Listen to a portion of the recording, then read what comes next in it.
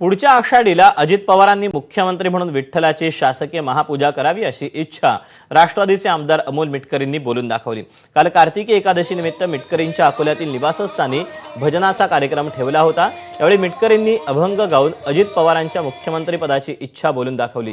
तर उपमुख्यमंत्री एकनाथ शिंदे यांच्या पत्नी लता शिंदे यांनीही आषाढीला शासकीय महापूजा करायला आवडेल असं म्हटलंय।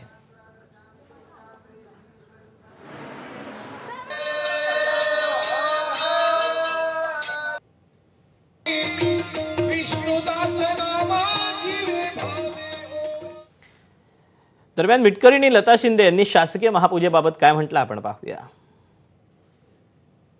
पुढच्या आषाढी एकादशीच्या पुढच्या निवडणुकीनंतर राज्याचे मुख्यमंत्री अजितदादा पवार होत आणि त्यांनी आषाढीची पांडुरंगाची सपत्नीक पूजा ही पंढरीला करो या अशी प्रार्थना आम्ही जगद्गुरु तुकोबारायांच्या चरणी आज पांडुरंगा चरणी केलेली आहे आणि ती मी नेहमी करत आलोय।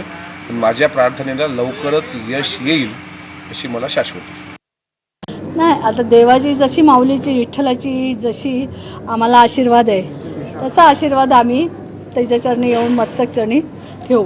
असं कधी विचार केला अशी पूजा सगळ्यांना मिळून करायला मिळेल, दोन्ही पण आषाढी आणि कार्तिकी?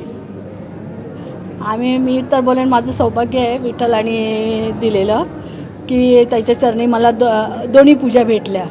ज्या आरती कार्तिकी पूजा आमच्या हातून घडली त्या आरती साहेबांना पूर्ण ताकद देणार देव विठ्ठली। हा आवडेल ना, कोणाला पण आवडेल, मला काय सगळ्या जनतेला आवडेल। थँक्यू। आषाढी